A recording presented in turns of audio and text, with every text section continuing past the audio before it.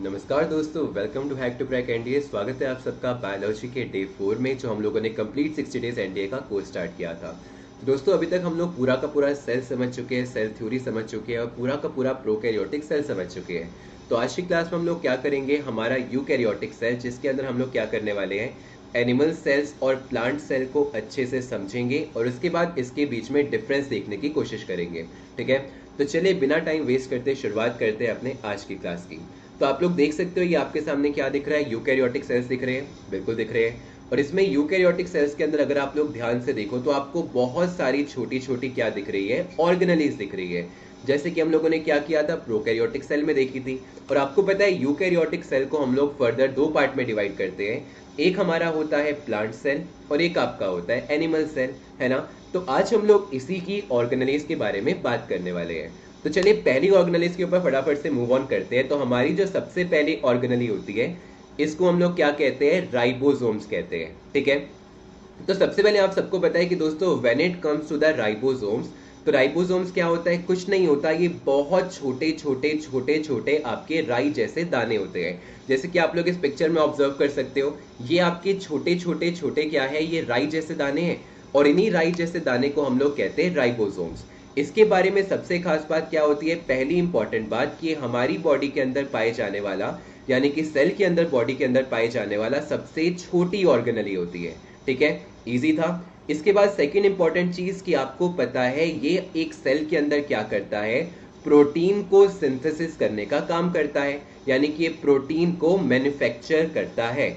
तो आपको पता है क्योंकि ये प्रोटीन सिंथेसिस करता है, तो इसीलिए राइबोसोम्स को हम लोग क्या कहते हैं, as a protein factory of the cell भी कहते हैं। तो पहली बात आपको क्लियर हो गई कि राइबोसोम्स के बारे में खास बात क्या है, कि ये हमारे सेल के अंदर पाए जाने वाली सबसे छोटी ऑर्गेनेली होती है और ये क्या करता है, प्रोटीन का सिंथेसिस करता है। तो क्योंकि ये प्रोटीन का सिंथेसिस करता है, तो इसलिए इसको हम क्या कहते हैं, प्रोटीन फैक्ट्री कहते हैं। क्लियर। तो चलिए फटाफट से हम लोग आगे मूव ऑन करते हैं और सेकेंड ऑर्गेनेली हमारी देख लेते हैं। ठीक है, तो सेकेंड जो हमारी ऑर्गेनेली होती है, इसको हम लोग क्या कहते हैं, सब लोग समझेगा, इंडोप्लाज्मिक रेटिकुलम।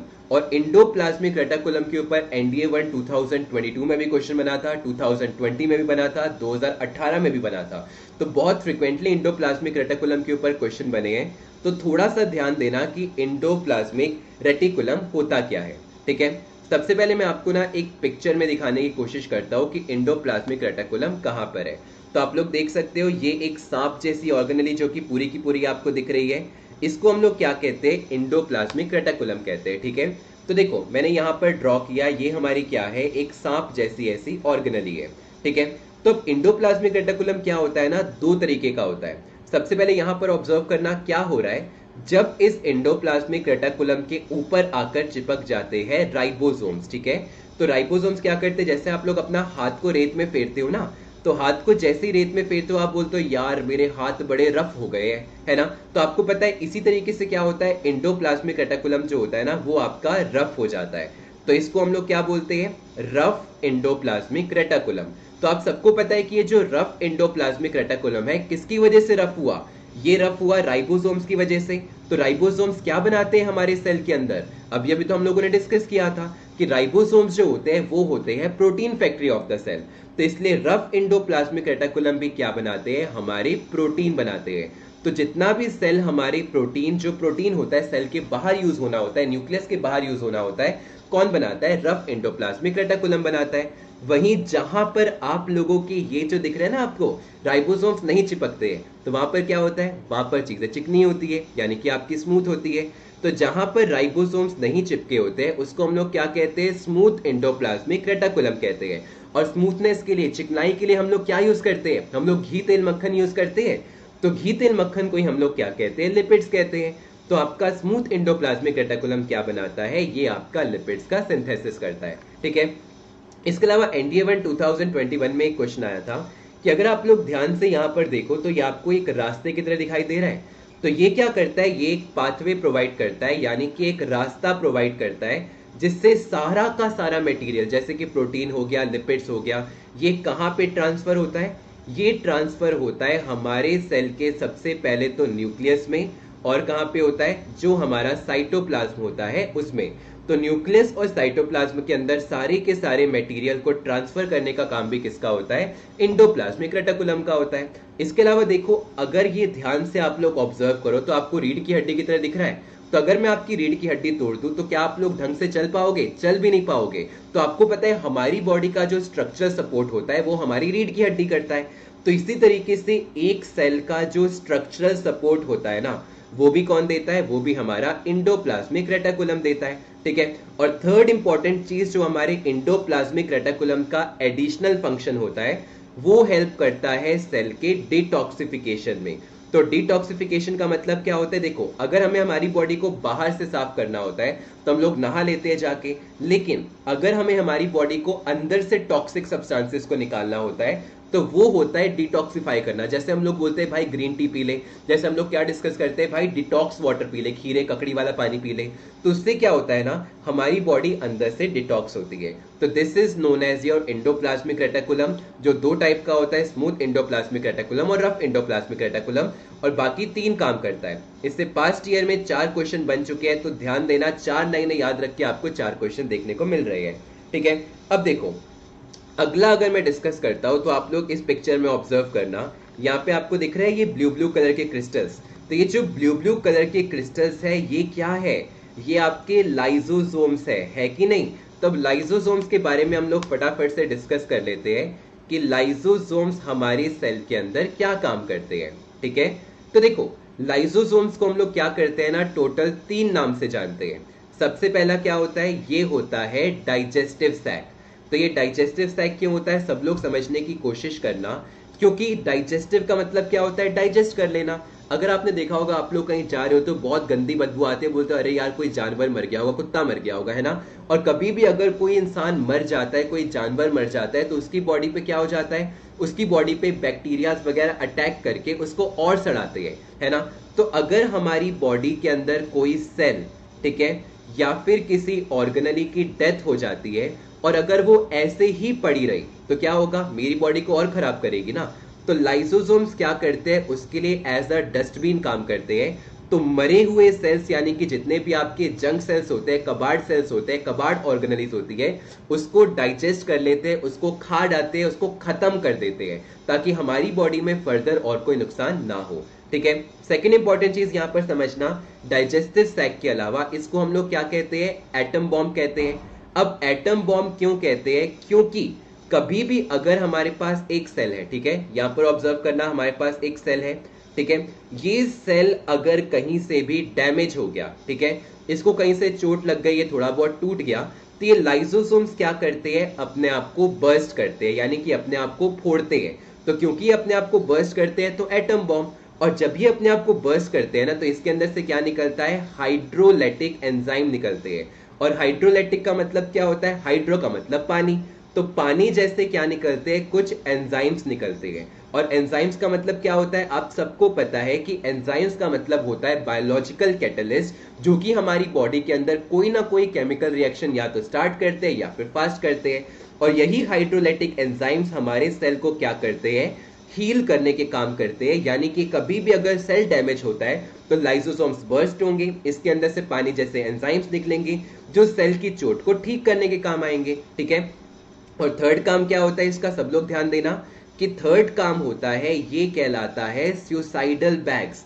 अब ये सुसाइडल बैग क्यों कहलाता है, क्योंकि आपको पता है एक सेल को बचाने के लिए इसने अपने आप को फोड़ दिया, अपनी जान दे दी। तो अपनी जान देने के बाद क्योंकि ये आपके एक सेल को हील करने के काम आता है, सेल की जान बचाता है, that's why it's known as what, your suicidal bag. तो लाइसोसोम्स के बारे में आप सबको क्लियर हो गया।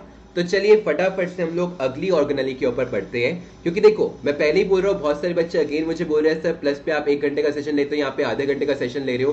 प्लस पे डाउट क्लियरिंग होती है, प्लस पे आपको पता है कहीं ना कहीं हमारा इंटरेक्शन होता है, वहां पे आपको पता है कि हम लोग बातचीत करते हैं। लेकिन यहाँ पर मैं सिर्फ आपको कॉन्सेप्ट बताने जा रहा हूँ, 4-5 बार कॉन्सेप्ट को रिपीट नहीं कर रहा हूँ। ठीक है, तो इसलिए आपका यहाँ पर कम टाइम में भी एग्जैक्टली उतना ही कंटेंट मैं आपको दे रहा हूँ, तो आप निश्चिंत रहिए, सेम कंटेंट आपको मिलेगा। ठीक है, बाकी अगर आपको इंटरेक्शन चाहिए, थोड़ा सा मजा चाहिए, थोड़ा फन चाहिए, तो आप लोग प्लस पे भी डेफिनेटली आ सकते हैं और वहां पे भी पढ़ सकते हो। ठीक है, तो अब देखो अगला ऑर्गेनली मैं आपको दिखाना चाहूंगा, अगर आप लोग ध्यान से देखो तो यहाँ पे आपको कद्दू दिख रहा है, दिख रहा है कि नहीं कद्दू। तो ये जो कद्दू जैसे आपके छोटे छोटे आपको क्या दिख रहे हैं, एक ऑर्गेनेली दिख रही है, इसको हम लोग क्या कहते हैं, माइटोकॉन्ड्रिया कहते हैं। ठीक है, तो माइटोकॉन्ड्रिया के बारे में फटाफट से हम लोग डिस्कस कर लेते हैं, जो कि आपकी फोर्थ ऑर्गेनेली है। ठीक है, तो ये जो माइटोकॉन्ड्रिया होता है ना, सबसे पहले आप सबको पता है कि इसको हम लोग किसके नाम से जानते हैं, इसको हम लोग जानते हैं as a powerhouse of the cell. ठीक है, तब तक के लिए आप लोग मुझे आंसर दोगे कि जो रीजन, जो कुल मिला के माइटोकॉन्ड्रिया हमारे एक यूकैरियोटिक सेल में करता है, वही काम एक प्रोकैरियोटिक सेल में कौन सी ऑर्गेनेली करती है, ये आप लोग मुझे आंसर दोगे, कमेंट डाउन करोगे। ठीक है, तो इसको हम लोग क्या कहते हैं, powerhouse of the cell कहते हैं। क्यों powerhouse of the cell कहते हैं, समझने की कोशिश करो। क्योंकि ये क्या करता है, हम लोग जब भी खाना खाते हैं ना, तो खाना जाकर ऑक्सीजन के साथ मिलता है और ब्रेक डाउन करके हमें एनर्जी देता है in the form of ATP. तो क्योंकि ये हमें एनर्जी देता है जो कि हमारे लाइफ प्रोसेस करने के काम आती है, तो इसलिए इसको हम क्या बोलते हैं, powerhouse of the cell बोलते हैं। अब एक बात याद रखना कि जो आपका powerhouse of the cell होता है, इस प्रोसेस को, कि खाना ऑक्सीजन के साथ मिलता है, ब्रेक डाउन करके आपको एनर्जी देता है, ये प्रोसेस क्या कहलाता है, ये प्रोसेस मेरा कहलाता है सेलुलर रेस्पिरेशन। ठीक है, और सेलुलर रेस्पिरेशन को हम लोग एक और नाम से जानते हैं, किसके नाम से, सब लोग यहाँ पर फोकस कीजिएगा कि ये जो सेलुलर रेस्पिरेशन है ना, कभी भी अगर ऑक्सीजन का एडिशन होता है तो इसको हम लोग क्या कहते हैं, ऑक्सीडेशन कहते हैं। ठीक है, और किसका ऑक्सीडेशन हो रहा है, जिसमें आपका ऑक्सीजन ऐड होगा, यानी कि खाने में। तो सेलुलर रेस्पिरेशन को भी हम लोग क्या कह सकते हैं, ऑक्सीडेशन ऑफ फूड कह सकते हैं। क्लियर हो गया आप लोगों को। अब देखो थोड़ा सा अगर मैं और आगे जाता हूं, तो माइटोकॉन्ड्रिया के बारे में एक इंपॉर्टेंट खास बात क्या होती है कि ये हमारी होती है एक सेमी ऑटोनॉमस ऑर्गेनेली। अब सेमी ऑटोनॉमस ऑर्गेनेली होता क्या है, कितनी सेमी ऑटोनॉमस ऑर्गेनेली हमारे पास होती है, ये हम लोग डिस्कस करेंगे कल की क्लास में। ठीक है, तो कल के लेक्चर हमारा प्रॉपर होने वाला है सेमी ऑटोनॉमस ऑर्गेनेली के बारे में, तो इसको मिस मत कीजिएगा, वरना आपको समझ में नहीं आएगा कि SAO यानी कि सेमी ऑटोनॉमस ऑर्गेनेलीज क्या होती है।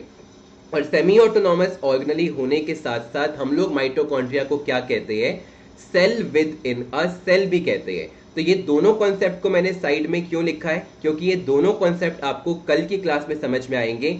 अभी बस माइटोकॉन्ड्रिया के बारे में आपको याद रखना है कि mitochondria is a semi autonomous organelle, और ये क्या होता है, cell within a cell भी कहलाता है।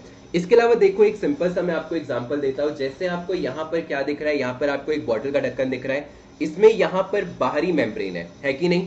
तो माइटोकॉन्ड्रिया में क्या पाया जाता है, एक आउटर मेम्ब्रेन पाई जाती है, और इस आउटर मेम्ब्रेन का मेन काम क्या होता है, इसके अंदर पाए जाते हैं छोटे छोटे गड्ढे, छोटे छोटे पोर्स, और इस पोर्स से क्या होता है ना, जो प्रोटीन होता है वो सेल के अंदर और आपका बाहर जाता है। लेकिन अगर आप यहाँ पे ध्यान से देखो तो आपको यहाँ पे क्या दिख रही है, एक इनर मेम्ब्रेन दिख रही है। इस पे क्वेश्चन बना था NDA 1 2021 में, सॉरी NDA 2 2021 में। तो जो इनर मेम्ब्रेन होती है ना, इसी इनर मेम्ब्रेन पर क्या होता है, आप लोगों का एटीपी सिंथेसाइजिंग केमिकल रिएक्शन होता है। तो क्वेश्चन यही बना था कि ATP synthesising chemical reaction take place in inner membrane, outer membrane, आपका मैट्रिक्स या फिर राइबोसोम्स। तो ऑब्वियस सी बात है, माइटोकॉन्ड्रिया की जो इनर मेम्ब्रेन होती है, इसी पे क्या होता है, ऑक्सीजन खाने के साथ मिलता है और ब्रेक डाउन करके हमें एनर्जी देता है in the form of ATP. तो इसलिए हम लोग माइटोकॉन्ड्रिया को क्या कहते हैं, हम लोग जानते हैं as a powerhouse of the cell. Okay, तो चलिए फटाफट से हम लोग क्या करते हैं, अगली ऑर्गेनेली के ऊपर मूव ऑन करते हैं, क्योंकि बहुत सारी ऑर्गेनेली आज हमें करनी है और लेक्चर को हमें लंबा नहीं खींचना है, थोड़ा सा फास्ट करना है क्योंकि टाइम बहुत कम रह गया है। अब देखो जो फिफ्थ ऑर्गेनेली होती है ना, इसको हम लोग क्या कहते हैं, गोल्गी बॉडीज कहते हैं। ठीक है, और जो सॉरी, तो आपको पता है कि जो गोल्गी बॉडीज होती है, इसको हम लोग एक और नाम से जानते हैं, that is your Golgi apparatus. ठीक है, तो जो गोल्गी एपेरेटस होता है, ये हमारी बॉडी के अंदर, हमारी मतलब सेल की बॉडी के अंदर क्या काम करता है, ये एज अ सेक्रेटरी काम करता है। ठीक है, जैसे आपको पता है ना, सेक्रेटरी क्या करती है, बॉस की मस्त मदद करती है ना, तो वैसे ये क्या करता है, ये हमारी बॉडी के, हमारे सेल की मदद करता है। तो इसके अंदर क्या पाए जाते हैं, सबसे पहले गोल्गी बॉडीज के अंदर पाए जाते हैं कुछ वैक्यूल्स। ठीक है, और वैक्यूल्स का मतलब क्या होता है, एम्प्टी स्पेसेस होती है, यानी कि खाली जगह होती है। तो खाली जगह पे आकर जितने भी बायोमोलिक्यूल्स हमारे बनते हैं, जैसे कि प्रोटीन बन गया, लिपिड्स बन गया, कार्बोहाइड्रेट बन गया, न्यूक्लिक एसिड बन गया, तो सारे के सारे बायोमोलिक्यूल्स इस गोल्गी बॉडीज के वैक्यूल में आकर क्या होते हैं, सबसे पहले तो स्टोर किए जाते हैं। स्टोर करने के बाद इनको अच्छे से पैक किया जाता है, और पैक करने के बाद जिस जगह पे इन बायोमोलिक्यूल्स की रिक्वायरमेंट होती है ना, वहां पर क्या किया जाता है, भेजा जाता है, यानी कि डिस्पैच किया जाता है। ओके, इसके अलावा आपको पता है कि इन गोल्गी बॉडीज के पास क्या होती है, थोड़ी बहुत वेसल्स होती है। और वेसल्स का मतलब क्या होता है, देखो वेसल्स का मतलब होता है पतले पतले पाइप। तो ये पतले पतले पाइप से क्या ट्रांसपोर्ट करती है, हमारी सेल के अंदर जितने भी एंजाइम्स होते हैं हमारी बॉडी के अंदर, इसके अलावा आपको पता है जितने भी आप लोगों के हॉर्मोन्स होते हैं, तो ये सब क्या होता है, इन्हीं के थ्रू आपका सेलुलर डिस्ट्रीब्यूशन होता है। ठीक है, तो एंजाइम्स हो गए, हॉर्मोन्स हो गए, तो ये सब क्या किया जाता है, आपका इन्हीं के थ्रू ट्रांसपोर्ट किया जाता है। That's why Golgi body is known as the secretary. और आपको पता है इसको सिक्रेटरी भी बोलते हैं, क्योंकि ये क्या सिक्रेट करने में हेल्प करता है। हमने देखा यार लाइजोसोम्स बार बार फट रहे हैं, खत्म होते जा रहे हैं, तो अगर लाइजोसोम्स सारे के सारे खत्म हो गए तो क्या मेरी बॉडी ढंग से काम कर पाएगी, कर ही नहीं पाएगी ना। तो आपको पता है अगर लाइजोसोम्स को बनाने का काम भी किसका होता है, ये भी आपके गोल्गी एपेटाइटिस का होता है। इसके अलावा जो सेल वॉल होती है वो भी तो लगातार आपकी वीक पड़ती जाएगी ना, इतना सारा भार सह सह के। तो सेल वॉल को दोबारा से काइंड ऑफ रिपेयर करने का काम भी किसका होता है, आपकी गोल्गी बॉडीज का होता है। ओके, तो चलिए फटाफट से मैं आपको एक बार गोल्गी बॉडीज दिखा देता हूं। तो आपको ये जो पर्पल कलर का दिख रहा है ना, ये अजीब सा, तो ये पर्पल कलर का क्या होता है, आपकी गोल्गी बॉडीज होता है। अब फटाफट से हम लोग आगे जाएंगे और अपनी छठवीं ऑर्गेनली के ऊपर मूव ऑन होंगे। तो छठवीं ऑर्गेनली हमारे पास क्या है, सब लोग यहाँ पर थोड़ा सा ध्यान देंगे। दोस्तों इससे पहले हम अपनी वीडियो में आगे बढ़े, मैं आपको एक बहुत ही इंपॉर्टेंट इन्फॉर्मेशन देना चाहूँगा कि जुलाई 18 से लेके जुलाई 22 तक आपके पास एक बहुत ही स्पेशल ऑफर है कि अगर आप इस टाइम पे अनअकैडमी प्लस का सब्सक्रिप्शन लेते हो और मेरा रेफरल कोड यूज़ करते हो जो कि है पुरलव लाइव PURLOVE, तो आपको ना सिर्फ अपने कोर्सेज पे 10% का डिस्काउंट मिलेगा बल्कि 20% का डिस्काउंट मिलेगा। और डिटेल्स के लिए आप लोग नीचे दिए कॉल पे नंबर पे बात कर सकते हो। इसके अलावा दोस्तों देहरादून में अगर आप लोग रहते हो या उत्तराखंड में रहते हो तो आपके लिए एक बहुत ही अच्छी अपॉर्चुनिटी है, क्योंकि अनअकैडमी के सारे टॉप एजुकेटर्स, चाहे वो NDA हो, CDS हो, SSP हो, CAPF हो, FCAT हो, यहाँ के सारे टॉप एजुकेटर्स आपके लिए आ रहे एक वॉक इन वर्कशॉप लेके, जहाँ पे आप लोग विजिट कर सकते हो। वेन्यू आपको दिख रखा है, होटल स्टारवुड, जुलाई 24 को शाम को 3 बजे से लेकर 7 बजे तक।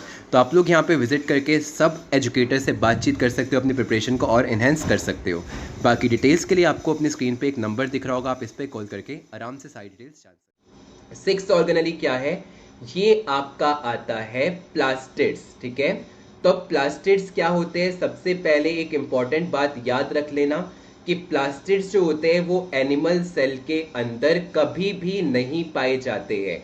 जो प्लास्टिड्स होते हैं वो सिर्फ और सिर्फ किसके अंदर पाए जाते हैं, हमारे प्लांट सेल के अंदर पाए जाते हैं।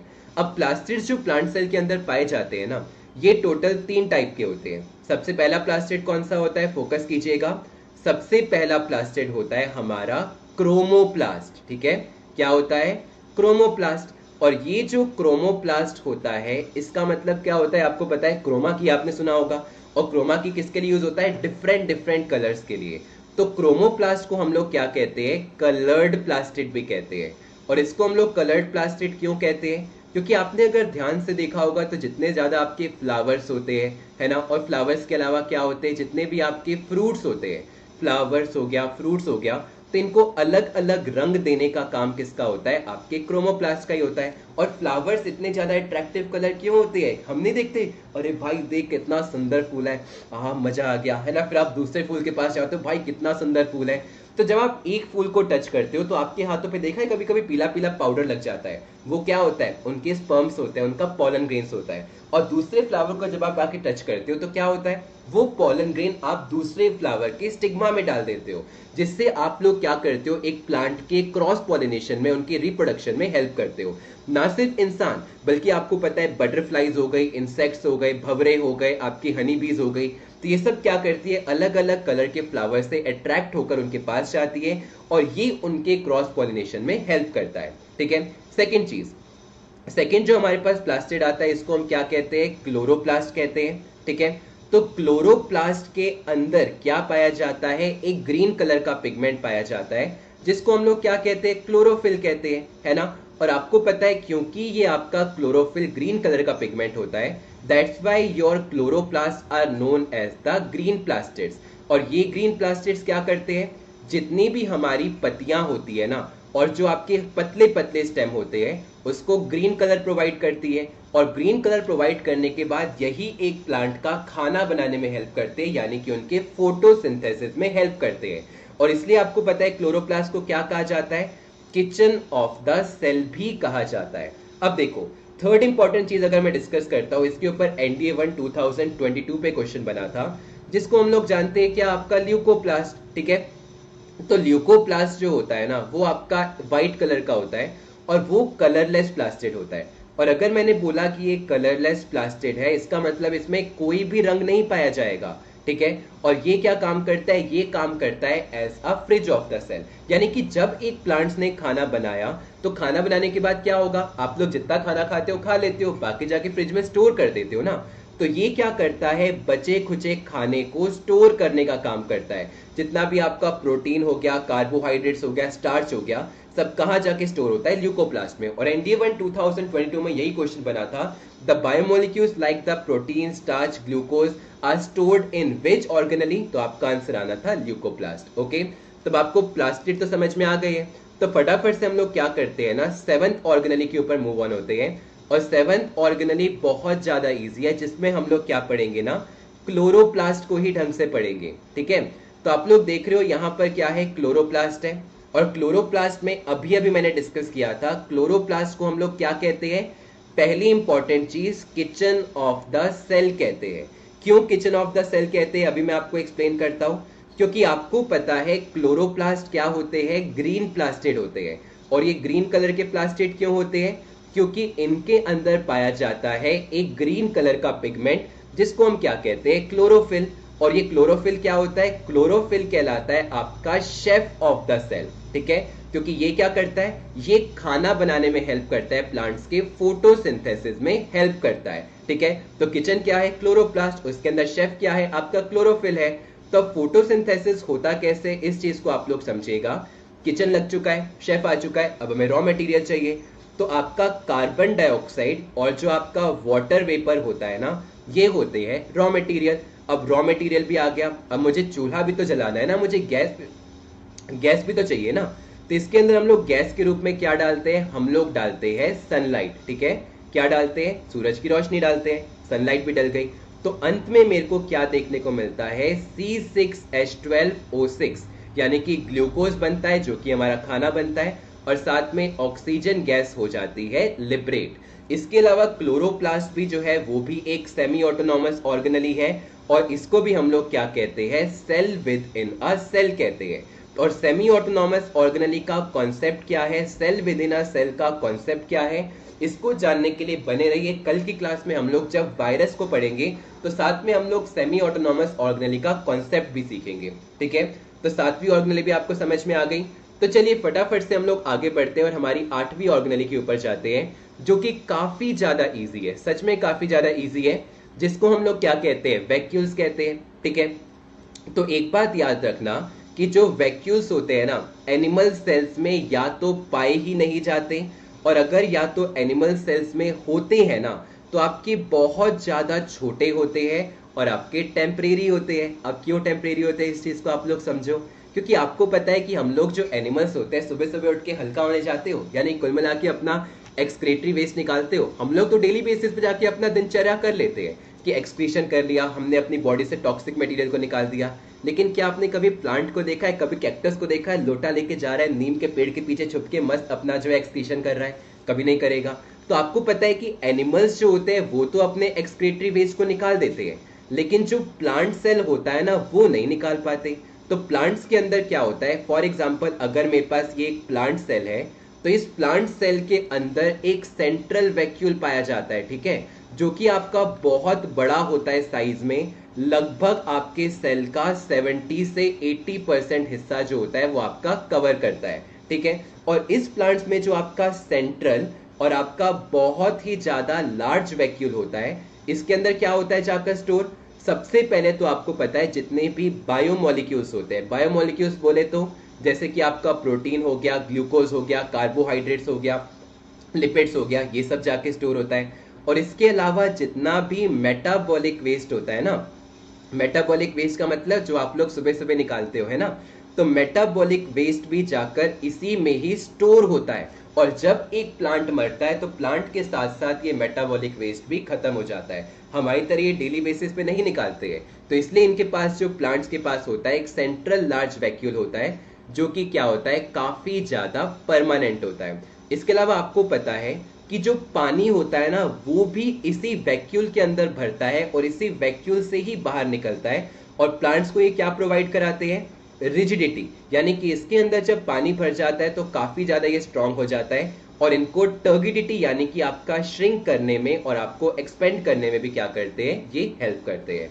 ठीक है, तो चलिए फटाफट से हम लोग अगली ऑर्गेनेली के ऊपर मूव ऑन करते हैं, जो कि आपका क्या होता है, जो कि आपके होते हैं पेरिक्सोसोम्स। ठीक है, तो पेरिक्सोसोम्स के बारे में समझने से पहले थोड़ा सा देख लेते हैं आपकी 8th ऑर्गेनेली। ठीक है, तो पेरिक्सोसोम्स क्या होता है, पहले मैं आपको पिक्चर में दिखाता हूँ। ठीक है, क्योंकि जब तक आप लोग पेरिक्सोसोम्स को पिक्चर में नहीं समझोगे ना, तब तक आपको इसके आंसर समझ में नहीं आएंगे। ठीक है, तो चलिए सबसे पहले क्या होता है आप लोगों का पेरोक्सिसोम्स। तो पेरोक्सिसोम्स जो होते हैं ना, वो सबसे पहले तो याद रखना आपके छोटे छोटे यानी कि स्मॉल, और साथ में क्या होते हैं ना, जितने भी आपके स्पेरिकल ऑर्गेनेलीज होती है ना, वो होती है। इस पिक्चर को आप लोग ऑब्जर्व करो, यहीं पे कहीं पे आपको दिखेगा, ये देखो, ये आपको दिख रहे हैं, ये पिंक कलर के क्रिस्टल्स, ये जो पिंक पिंक क्रिस्टल्स है ना, इसी को हम लोग क्या बोलते हैं, आपके पेरोक्सिसोम्स बोलते हैं। और ये पेरोक्सिसोम्स के बारे में सिर्फ 2 इंपॉर्टेंट याद रखनी है, कि एक तो पहली बात, ये छोटे छोटे स्पेरिकल होते हैं, असली में पिंक कलर के नहीं होते हैं, वो पिंक आपको बस दिखाया गया ताकि आप लोग समझ सको। ठीक है, और सेकेंड इंपॉर्टेंट चीज क्या होती है कि इसके अंदर पाए जाते हैं ऑक्सीडेटिव एंजाइम्स। अगेन एक क्वेश्चन का आंसर आप लोग मुझे दोगे, हाइड्रोलाइटिक एंजाइम्स किसके अंदर पाए जाते हैं, हाइड्रोलाइटिक एंजाइम्स हमने अभी पढ़ा था। ठीक है, तो ऑक्सीडेटिव एंजाइम्स जो होते हैं वो आपके पाए जाते हैं पेरिक्सोसोम्स के अंदर। और ऑक्सीडेटिव का मतलब क्या होता है, ऑक्सीजन जैसे, और एंजाइम्स का मतलब क्या होता है, बायोलॉजिकल कैटलिस्ट जैसे। हाइड्रोलाइटिक एंजाइम्स का मतलब क्या था, हाइड्रोलाइटिक का मतलब पानी जैसे, और एंजाइम्स का मतलब बायोलॉजिकल कैटलिस्ट। 2008 में पीवाईक्यू बना इसके ऊपर, तो ध्यान देना। और ये ऑक्सीडेटिव एंजाइम्स क्या करते हैं, जो आपके सेल्स होते हैं ना, उनको कुल मिला के, ये हमारा 8वां नहीं वैसे 9वीं ऑर्गेनेली है। ठीक है, उन सेल्स को डिटॉक्सिफाई करने में हेल्प करते हैं। ठीक है, और डिटॉक्सिफिकेशन किसका एडिशनल फंक्शन होता है, हमारे इंडोप्लाज्मिक रेटिकुलम का एडिशनल फंक्शन होता है। ठीक है, तो चलिए फटाफट से बस आखिरी ऑर्गेनेली हम लोग पढ़ लेते हैं। तो आखिरी ऑर्गेनेली आज की है, जिसको हम लोग क्या कहते हैं, सेंट्रोसोम। ठीक है, तो सेंट्रोसोम के बारे में इंपॉर्टेंट बात क्या है, सबसे पहले कि जो सेंट्रोसोम होता है ना, वो क्या काम करता है, वो आपको पता है सिर्फ और सिर्फ एनिमल सेल्स में पाया जाएगा। और एनिमल सेल्स में ये क्या काम करेगा, एनिमल सेल जब एक सेल से 2 सेल में डिवाइड हो रहे होते हैं, है ना, रूडोल्फ विर्शो जी की थ्योरी कि every cell generate from the already existing cell. तो जब एनिमल सेल एक सेल से 2 सेल में डिवाइड हो रहे होते हैं, तो डिवाइड करने में सेंट्रोसोम हेल्प करता है। और जो काम सेंट्रोसोम एनिमल सेल्स में काम करता है, वही काम पोलर कैप्स किसमें करते हैं, वो करते हैं आपके प्लांट सेल में। तो आशा करता हूँ आज की क्लास में आपको समझ में आया होगा कि कितनी ऑर्गेनेलीज है और ये ऑर्गेनेलीज क्या क्या काम करती है। तो चलिए फटाफट से अब हम लोग एनिमल सेल्स और प्लांट सेल के बीच में डिफरेंस देख लेते हैं। ठीक है, तो सबसे पहला डिफरेंस क्या होता है, देखो, जो एनिमल सेल होता है ना, हमेशा याद रखना वो साइज में छोटा होता है, और प्लांट सेल जो होता है वो आपका साइज में बड़ा होता है। याद करने का सिंपल सा तरीका है, आप लोग पेड़ पे चढ़ते हो ना, पेड़ आपके ऊपर थोड़ी चढ़ता है। अगला, एनिमल सेल के पास कभी भी सेल वॉल नहीं पाई जाएगी। बहुत इंपॉर्टेंट टॉपिक है, याद रखना। प्रोकैरियोटिक्स के पास सेल वॉल होती है, बैक्टीरिया के पास सेल वॉल होती है, लेकिन एनिमल सेल्स के पास सेल वॉल नहीं होती है। और प्लांट सेल के पास आपको पता है एक सेल वॉल होती है, जो किस चीज की बनी होती है, जो बनी होती है सेल्यूलोज की। ठीक है, थर्ड चीज, आपको पता है कि एनिमल सेल्स के अंदर प्लास्टिड्स नहीं पाए जाते, और आपको पता है कि जो प्लांट सेल होते हैं इसमें प्लास्टिड्स पाए जाते हैं, जो कि 3 टाइप के होते हैं। क्रोमोप्लास्ट अलग अलग फ्लावर्स, अलग अलग फ्रूट्स को अलग अलग कलर देता है। इसके बाद आपको पता है कि सेकेंड इंपॉर्टेंट चीज क्लोरोप्लास्ट। क्लोरोप्लास्ट क्या करता है, पत्तियों को हरा रंग देता है, जिसकी वजह से क्या होता है, आपका फोटोसिंथेसिस होता है। और ल्यूकोप्लास्ट जो कि कलरलेस प्लास्टिड होता है, और वो एक सेल के अंदर क्या काम करता है, खाने को स्टोर करने का काम करता है। चौथी इंपॉर्टेंट चीज, जो आपको पता है एनिमल सेल्स के अंदर वैक्यूल्स पाए ही नहीं जाते, पाए जाते हैं तो आपके बहुत छोटे छोटे और टेम्परेरी होते हैं। लेकिन वहीं आपको पता है जितने भी प्लांट सेल्स होते हैं उसमें एक परमानेंट और एक बहुत बड़ा वैक्यूल पाया जाता है, अराउंड आपका 80% कवर करता है। क्यों करता है? क्योंकि आपको पता है कि वो लोग एक्सक्रीशन नहीं करते, लोटा लेके एक्सक्रीशन करने नहीं जाते, तो इसी में उनका मेटाबॉलिक वेस्ट, एक्सक्रेटरी वेस्ट जाकर स्टोर होता है। अब देखो, जो एनिमल सेल्स होते हैं उसमें सिर्फ एक और बहुत ज्यादा हाईली कॉम्प्लेक्स गोल्गी apparatus पाया जाता है, लेकिन जो प्लांट सेल होते हैं ना, इसमें बहुत सारे छोटे छोटे गोल्गी apparatus पाए जाते हैं, जिसको हम लोग क्या कहते हैं, डिक्टोसोम्स। इसके अलावा आपको पता है कि एनिमल सेल के अंदर सेंट्रोसोम पाया जाता है, जो कि क्या करता है, उनके सेल डिवीजन में हेल्प करता है। लेकिन वहीं आपको पता है जो प्लांट सेल होते हैं उसमें क्या पाया जाता है, उसमें सेंट्रोसोम नहीं पाया जाता। जो काम सेंट्रोसोम एनिमल सेल्स में करता है वही काम पोलर कैप किसमें करते हैं, आपके प्लांट सेल्स में करते हैं। तो आशा करता हूँ आपको डे 4 में सारी चीजें समझ में आई होंगी कि हमारा एक यूकैरियोटिक सेल क्या होता है, एक एनिमल सेल और एक प्लांट सेल में कौन कौन सी ऑर्गेनेलीज पाई जाती है। और आज के लेक्चर अगर आपने ढंग से किया है तो कम से कम 15 क्वेश्चन आप पीवाईक्यू आराम से कर लोगे, ठीक है। तो अगर वीडियो पसंद आई हो तो वीडियो को लाइक कर देना, चैनल को सब्सक्राइब कर सकते हो और शेयर कर सकते हो अपने दोस्तों के साथ। तो चलिए अब बात कर लेते हैं हम अपने थोड़े से क्वेश्चंस के बारे में। तो आपका सबसे पहले हम डे 2 और डे 3 का डीपीपी देखेंगे, ठीक है। तो आपको याद होगा ये वाला क्वेश्चन मैंने आपको क्या दिया था, ये वाला क्वेश्चन मैंने आपको as a question of the day दिया था कि प्रोकैरियोटिक ऑर्गेनिज्म में जो न्यूक्लियर रीजन होता है वो सराउंडेड नहीं होता मेम्ब्रेन के द्वारा। इस अनडिफाइंड न्यूक्लियर रीजन को हम लोग किसके नाम से जानते हैं? मैंने क्या बताया था आपको? आपको याद होगा कि मैंने बताया था कि हमेशा न्यूक्लियस के अंदर क्या पाया जाता है, जेनेटिक मटेरियल पाया जाता है कि नहीं। और अगर मैंने क्या किया, इस जेनेटिक मटेरियल के चारों तरफ एक मेम्ब्रेन लगा दी, जिसको हम लोग क्या कहते हैं, न्यूक्लियर मेम्ब्रेन कहते हैं, तो आपके पास क्या हो जाएगा, वो कौन सी शेप होती है जो मिनिमम सरफेस एरिया ऑक्यूपाई करती है, वो होती है स्फीयर। तो हमारे पास एक स्पेरिकल ऑर्गेनेल निकल कर आएगी, जिसको हम लोग क्या बोलते हैं, हम लोग बोलते हैं न्यूक्लियस। और ये जो पॉलीबैग है इसको हमने क्या बोला था, न्यूक्लियर मेम्ब्रेन बोला था। लेकिन अगर मैंने इस न्यूक्लियर मेम्ब्रेन को फाड़ दिया तो मेरा न्यूक्लियस क्या हो जाएगा, मेरा न्यूक्लियस फट जाएगा ना। तो ये जो आपका फटा हुआ न्यूक्लियस होता है इसी को हम लोग क्या कहते हैं, इसको हम लोग जानते हैं एज अ न्यूक्लियोइड, ठीक है। तो प्रोकैरियोटिक में जो अनडिफाइंड न्यूक्लियर रीजन होता है जिसके पास न्यूक्लियर मेम्ब्रेन नहीं होता, वो होता है न्यूक्लियोइड। चलिए अगला question, study of cell under microscope is known as. तो हमने पढ़ा था कि हम लोग सेल की स्टडी दो टाइप से करते हैं। एक होता है आपका प्रैक्टिकल थ्रू।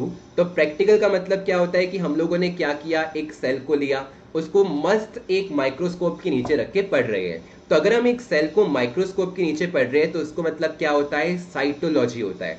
और एक होता है क्या, हमारा प्रैक्टिकल अप्रोच, मतलब आप ही चाहूंगा थ्योरेटिकल अप्रोच। तो थ्योरेटिकल का मतलब क्या होता है, जैसे मैं आपको बता रहा हूं कि सेल होता क्या है, सेल कितने टाइप का होता है, सेल में बेसिकली आप लोगों का जो होता है क्या ऑर्गेनेल्स पाई जाती है, क्या फंक्शन होते हैं। वायरोलॉजी का मतलब क्या होता है कि हम लोग पढ़ रहे हैं वायरस के बारे में। और माइकोलॉजी का मतलब क्या होता है कि हम लोग पढ़ रहे हैं फंगस के बारे में। तो इसका आंसर क्या होगा, साइटोलॉजी ए। अगला question, which one of the following is an organelle that is not found in a prokaryotic cell.